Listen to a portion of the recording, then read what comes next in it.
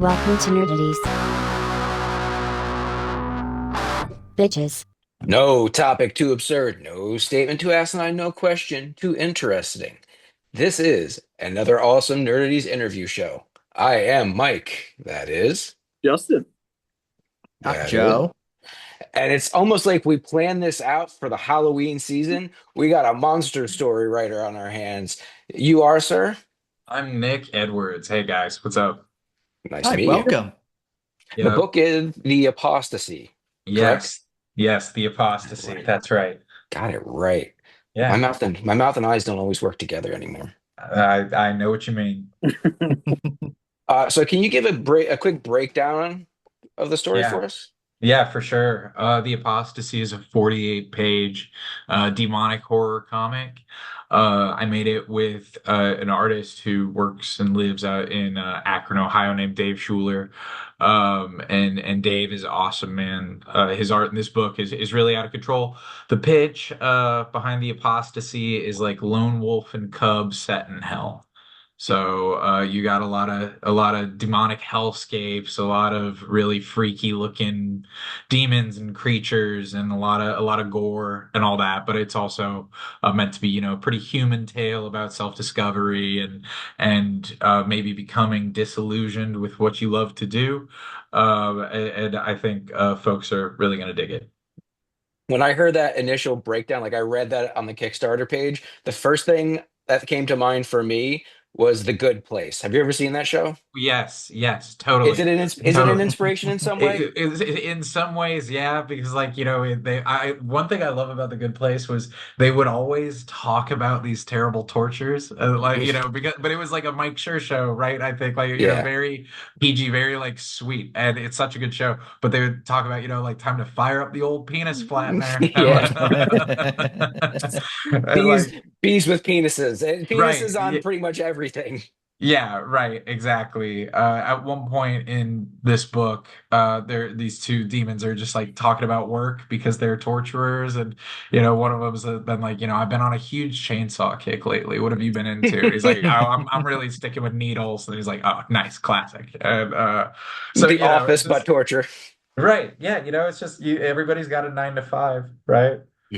So the good place, a big part of it for the main demon, Michael, is a redemption story. Would you say that'd be similar here, or is it just kind of a finding yourself? Yeah, kind of. Yeah, I mean, to a degree. So the main character in the Apostasy is a demon named Gainsburg, and yeah, Gainsburg starts when the story starts. He's working as a torturer in the ninth circle of hell, which is like the part of hell, reserved for the most wicked souls Mm. on earth. The people who live the worst lives, and the story and this is a job he's been doing and excelling at for like eons, right? And our story is really about what happens when one day Gainsbourg goes into work and there is someone who he's tasked with scourging that he doesn't really think deserves it, Mm. and like just what happens there, and what like happens between those two characters and everything like that. I liked how the story played out. I didn't have it outlined before I started writing the script. I just kind of let it unfold naturally, and I thought it was really pretty cool. It, from what I saw on the pages that you have on the Kickstarter, it almost looks like a gory Sandman in a lot of ways. That is a really cool compliment.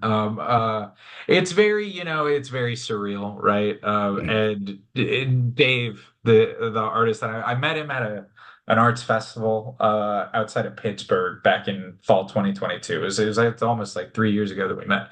And he had a table set up at this festival with a bunch of his art and everything, and I just really freaky looking, like really like dark art in like the best way. Like I was drawn to it immediately. Mm. And so I knew I wanted to write something that like played to his strengths as an artist. And so I kind of let him the script. There were a few things that I was like specific about in like terms of direction, but like I really just kind of let him do his thing with a lot of just how things look and feel. And I think he did an awesome job. Yeah, a lot of the monsters have a scary stories to tell in your dark. It's still in the dark kind of shape to them.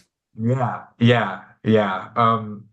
Yeah, really with all the characters, I gotta give him all the credit, man, because I just there were even a few demons that pop up that I would like gave no visual direction on at all. I was just like, Dave, Mm. go crazy, have fun.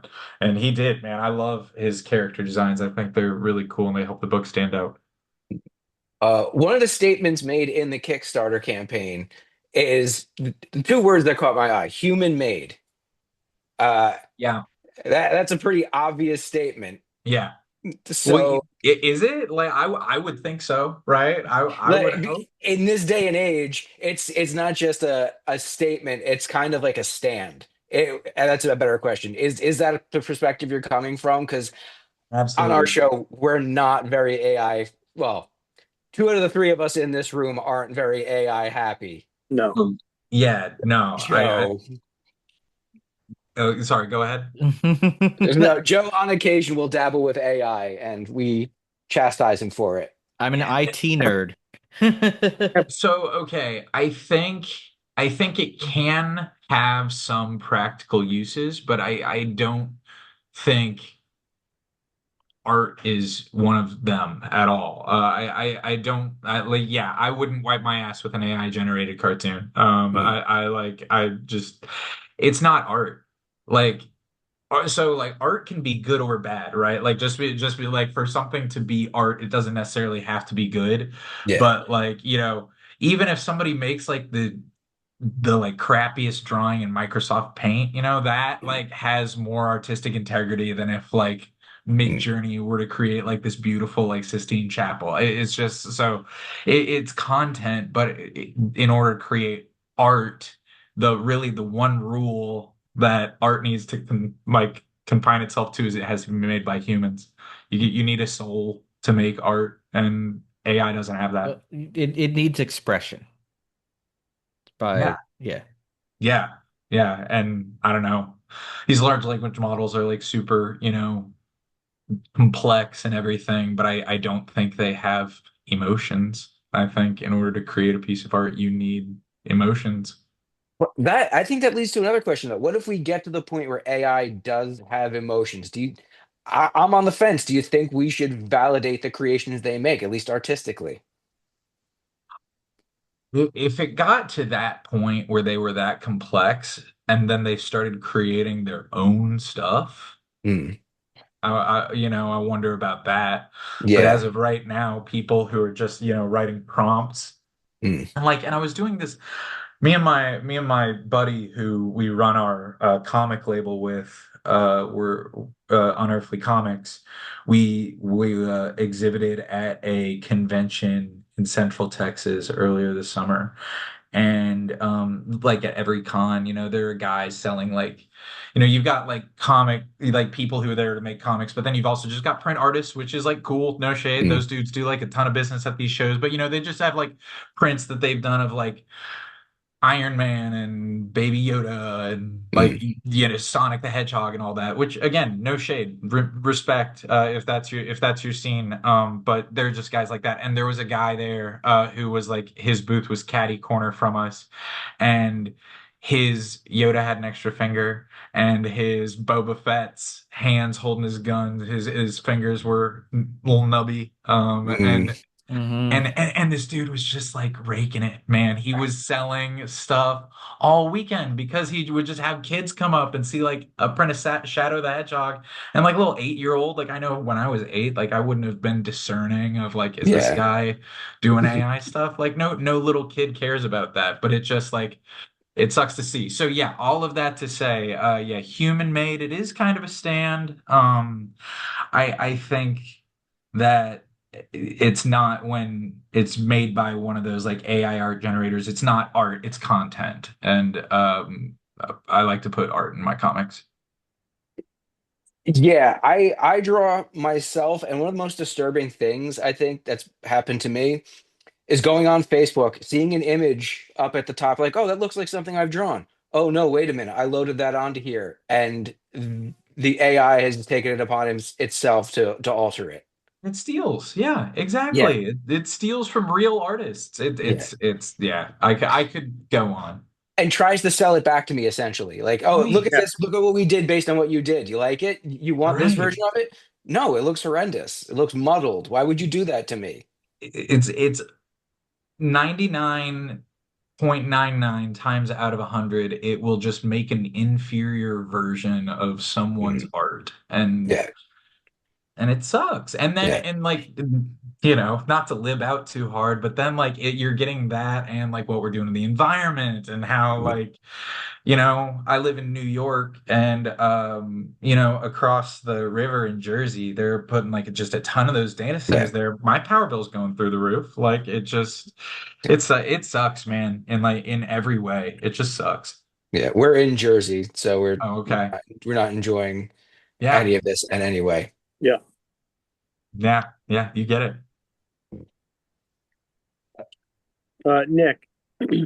So I always like to ask when we have guests on, want to peel back the layers a little bit. Let listeners know what are you into? Like we Oh, know, for sure. you know. Yeah. I'm a huge horror geek. I love horror stuff. I'm a big comic geek. I know that might seem like obvious to say, but I'm a huge X-Men fan. Love the X-Men. How do you feel about what they do with the movies over the years? Oh man, I mean, well, I think the movies capture being an X-Men fan so well because there are some that are kick-ass and so good, and then some that are so. Do you guys? Can I cuss on this show? Oh Fuck yeah, yeah. fuck yeah. Okay, yeah, cool. Because there's some dog shit X-Men movies like that are like so embarrassingly bad, and then like the one of them is contradicting the story Oh, and the other one, and it's Mhm. impossible to keep in track of. And like I there at one is point, go ahead, go ahead. zero continuity in those movies. None, Zero No. from none. movie to movie. They laugh in the face of continuity, and like that's the X-Men comics. That's what it's like. Mhm. That's Yeah. that's what it's like. So I do like a lot of the X-Men movies. Like X2 is still one of the best. Yeah. Days of Future Past was really good. I just rewatched Logan with my Oh, Mhm. girlfriend. so good. So good. It's like so good. And so you got those, but then you've got your X-Men Origins Wolverines, and so it's Hmm. X-Men media runs every gamut of quality you could imagine, and I love it I, for that. I'm starting to realize it's a lot like Star Trek movies, where it'll be one is the next one was like, oh, I can't believe this is one of my favorite movies of all time, and then the next one is, did they even watch the first one? Did they even know what they were doing? And then Yeah. the fourth one comes around like, I'm not there. You go. Now they're on track. This train We've is never running. been so back. And then Yeah. like the next one is like, we got to stop making these. And then you just, but I'm always there. Yeah. Uh, And yeah. then Dark Phoenix happened. The second time they did the Dark Phoenix saga, and that's the crazy thing is Still it's didn't the learn. Dark Phoenix saga. It's like the one of the best comic stories ever. Like they've tried twice and they can't do it. I don't get it. They shit the bed, cleaned up all of the the drapery stuff, and then removed the mattress, and we're like, all right, we're not gonna make the same mistake again. And then ate like Taco Bell and Yeah. Chipotle in the new bed. And it just got like, how do you make so many bad decisions when you have the template of what not to do the first time? I don't know. It is such a mystery. There was that one scene in that movie where Dark Phoenix Jean Grey makes Professor Xavier walk Mm, telekinetically. Yeah. mhm. Yeah. And that was kind of crazy. I'm not gonna lie. Like when I was watching that, I was like, oh damn, that's like really pretty dark. Yeah. And that is the one thing that sticks out to me about that movie. I liked Fassbender as Magneto, Oh but yeah, he like was great. they kept like I think they gave him like a kid in each movie and killed his kid in like each movie he was in. Each time they kept giving him new trauma to like why he was Magneto, and it's Someone like he cares about has to die Yeah. every has to episode, die. everyone. The most tragic dude of all time. And just let him be Magneto, bro. That's it. I really like I love Apocalypse, like the character and like the Age of Apocalypse is like my favorite comic run ever. Number one. And I love Oscar Isaac. And so I was really excited for like, oh, Oscar Isaac as Apocalypse. These new X-Men movies have been pretty good. Like Yeah. we're on a bit of an upswing. Like this will be cool. And that one I thought was really bad. And I thought they somehow took an actor I really like and a character I really like and didn't do either of them did both of them a disservice. It was weird. So many poor design decisions in that. I think the worst part about that universe, and I'm kind of happy it's going away, is how flagrant they were with the world. Like they destroyed Cairo. Oh my God. They Yeah. destroyed the White House. They destroyed so many different places, and it's just like mutants. Mutants. Mhm. Another day. We call that Tuesday in the Yeah. X-Men world. Magneto killed like 10 million people in that movie. And then at the end, Professor X was like, Eric, come on, bud. You remember the 60s? We had a lot of fun in the 60s. Right. Hey, let's Ah, play you go. chess. You go. And Magneto's like inverting the Earth's poles. Yeah. He's like, some people do acid. I do acts of like global terrorism. Yeah. You're not going to do it again, though, right? You learn this Yeah. time. Until my next kid yeah. gets killed and I have more trauma to unleash on the world. Yeah. He turned into Clint Eastwood by the fourth time he showed up, where it's like, this is my plot of land. Don't step Right. on my plot of land. Right. Of course you're going to step on my plot of land. Yeah, man. Yeah. So those movies are crazy. And I thought like Deadpool and Wolverine was like it was fan service, the movie for sure. But like in this case, I was the fan. So Yeah. like I was watching it the whole time and I was like, oh, this is so shameless what they're doing. Like this is so like Yeah. empty and hollow. But at the same time, I was having so much fun. I was like, there he is on the X, and like there he is there's the Incredible Hulk cover with the Hulk's face and his claws, and I was like, "There's Age of Apocalypse," and so it was very that for what it is. I think the Deadpool movies are fun.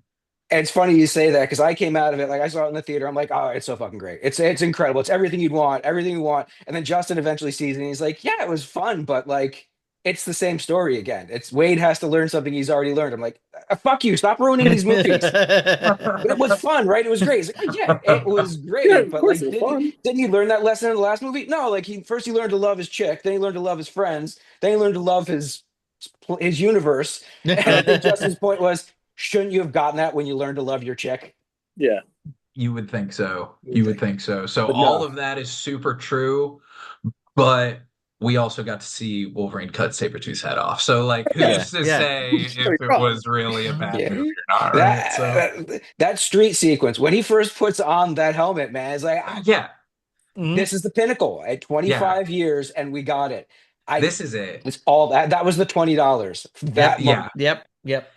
If I could go back in time and tell like fourth grade Nick, like, who was like just reading his first X-Men comics and being like, oh my God, this is the coolest stuff I've ever seen. If I could just tell him like, dude, wait, and like, I wish I could. If I could tell 20-year-old Mike, don't worry, it's not always going to be Matrix leather. One day he will have the yellow outfit. Yes. One day Spider-Man is going to look like Spider-Man and his eyes are going to blink. Trust me, his eyes. One day Hulk's not going to suck. Yeah, right. One day your favorite X-Men cartoon's going to get a fucking sequel.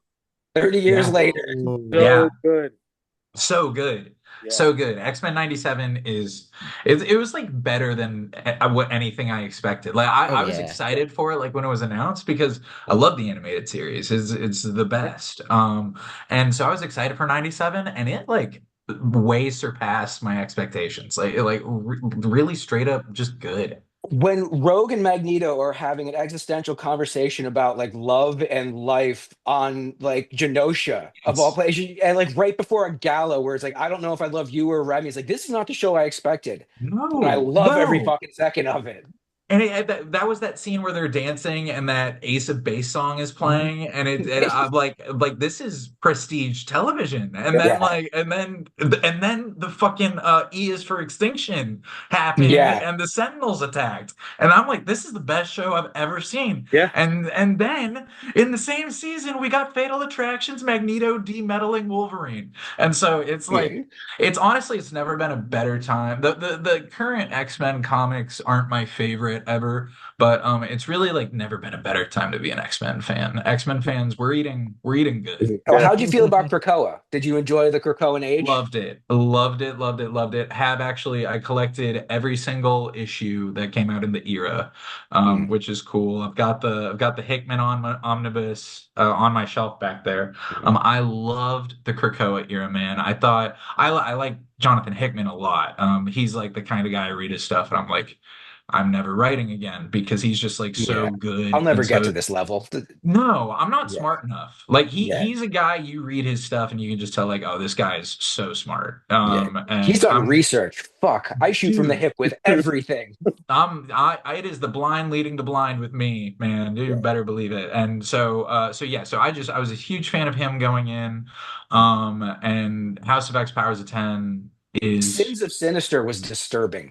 it was so much fun though. It was like Yeah. so dark and so disturbing that it was like a blast. One of my favorite periods was Utopia when Cyclops, they were getting attacked and Cyclops was just like putting characters together and using power combos. Like, wow, I never thought of that before.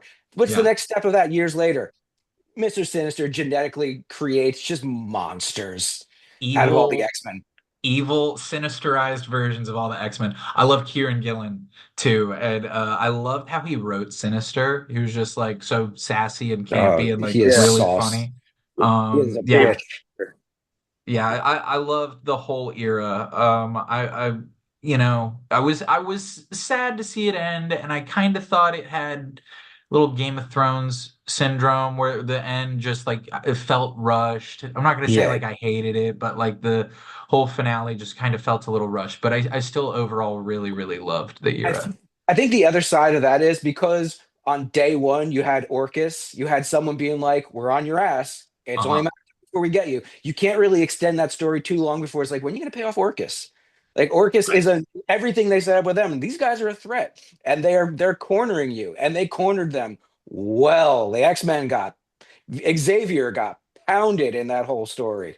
They took some pretty serious L's there, man. Yeah. Yeah, yeah. It was yeah, it was really good. And we got a like again, the ending, I don't want to bitch about the ending, it was good. It was still Yeah. good. It definitely wasn't bad, but it didn't hit the highs that like because House of X Powers of 10 like was another one of those. I was like, oh, this is gonna be cool, and it just like really blew me away. Yeah. Like Even it's going just into it, knowing like, all right, I think immortality's on the table. I think they've figured out a cool way to do immortality. And then yeah, when you learn what it is, and you learn the new status quo, and you yeah, learn the new world for mutants, you're like, this is not gonna last. But I haven't felt like this since like the Dark Reign. I haven't felt like right. this since like Siege. It went past being good X-Men comics, and it was just like a great science fiction story, Yeah. like just truly like a great story. And it was, so many comics are like so cyclical in nature Mm. and like so soap opera-esque in a way where like Clark Kent's always gonna go back to being a reporter at the Daily Planet, Yeah. even if like some crazy story stuff happens, he'll eventually find his way back there, right? And Everything like comes back to one. Everyone's every resets at one. exactly. And I know we're going to get to a point where like the X-Men will go back to the mansion and like, our Xavier's Yeah. gifted youngsters, right? But you have to And build I to it, and you have to want it, and you have to right. like when we get there, you have to appreciate it. But the Krakoa era and changing of the status quo was so cool to see. Yeah. And yeah, yeah, really loved it. Can't say enough good things about it, honestly.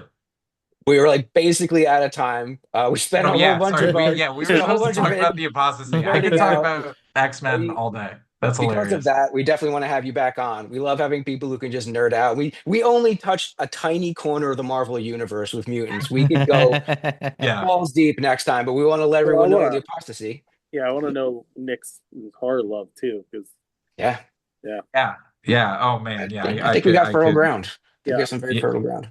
Yeah. No, you guys are cool. I also just like could nerd out on this stuff all day. Yeah, horror stuff, X-Men stuff, other comics. I love it all. So yeah. The kick starts on what date? Yes, if you like X-Men or horror or this book isn't really X-Men like, Sell. but Sell if it. you like those Limbo. comics, It's like yeah. Limbo. Yeah, Like an I mean, entire time spent in Limbo. if you like magic and the New Mutants run and Demons in Hell, there we go. We tied it in. Exactly. Check out the Apostasy. We're launching the Kickstarter this Saturday, November 1st.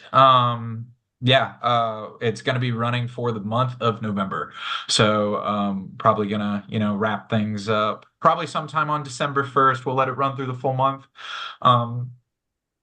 And then really looking at fulfilling orders probably in the back half of January or like early February. Hope to get books in everybody's hands in February of next year. Hope you check it out. We are on Instagram at Unearthly Comics. I've been posting a lot about the book, and we link to the Kickstarter campaign in our bio, and you can check us out. We've got all our comics digitally on globalcomics.com, which is a great site full of a lot of awesome independent comic creators. And then we've also got our own website on unearthlycomics.com. You can check out our stuff there too. All bases covered. This is a man Yeah. who knows how to promote. Yeah. We're not going to do the long ending. We don't like to do that during interview shows. We just like to do the standard sign off that we do on pretty much every show. 2-word combo. Fuck bye. Bye. Fuck bye. Right on. There we go. Yeah. Not everybody just goes for it. Yeah. Hey, why not? Right.